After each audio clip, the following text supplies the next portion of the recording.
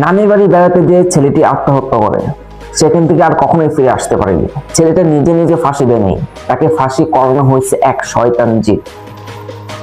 ছেলেটার নাম ছিল সাদ। সাদ তার আম্মুকে বলতেছে, আম্মু আজকে আমি নানির বাড়ি যাবো না, কেননা আমার মন কিছুতেই যাইতে চাচ্ছে না। তার আম্মু হেসে বলল, বাবা এগুলো মন গড়া কথা, এগুলাতে কান দিতে নেই, তুমি দ্রুত রেডি হও, আমরা এখনই যাও।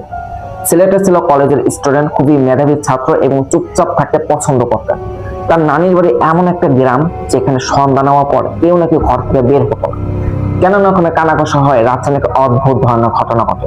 ঠিক তার রাত 9টায় তার আম্মু এসে ছাদকে রাখে, ছাদ ছাদ তুমি ঘুম থেকে উঠো, আমরা এখন যাবো।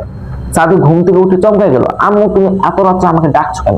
তার আম্মু পা উল্টা দিকে ছিল, যেটা স্বাভাবিক জিনে পা থাকে, আর ঘুমের ঘরে ছাদ এটা খেয়াল করে নেয়। ওর আম্মু পিছিয়ে পিছিয়ে গেল একটা জঙ্গলে। সাদ বললো, আম্মু এটা কোথায় নিয়ে আসতো? ওর আম্মু বলে, আর তখনই ধুম করে জিনের রূপে ফিরে আসলো। ও চিৎকার দেওয়ার আগেই ওকে গলায় ঝুলাই দিছে রশি দিয়া, একটা গাছে ফাঁসি দেয়। সকালে গ্রামের মানুষ বলতেছে সাদকে কেউ মেরে ফেলছে, সাদ নিজে নিজে আত্মহত্যা করছে। কিন্তু ওর মা এসে পড়ে অবাক। ওর মা তখন ওই কথাটা ভাবে যে সাদ আমাকে বলছিল ওর মন নাকি চাচ্ছিল না নানি বাড়ি আসতে। কি করার, এখন মারা গেছে, কান্নাকাটি কইরা ওকে দাফন দিল ওই গাছের ওই সাইডে। এরকম গল্প পেতে আমাদের চ্যানেলটা এখনই সাবস্ক্রাইব এন্ড ফলো করুন।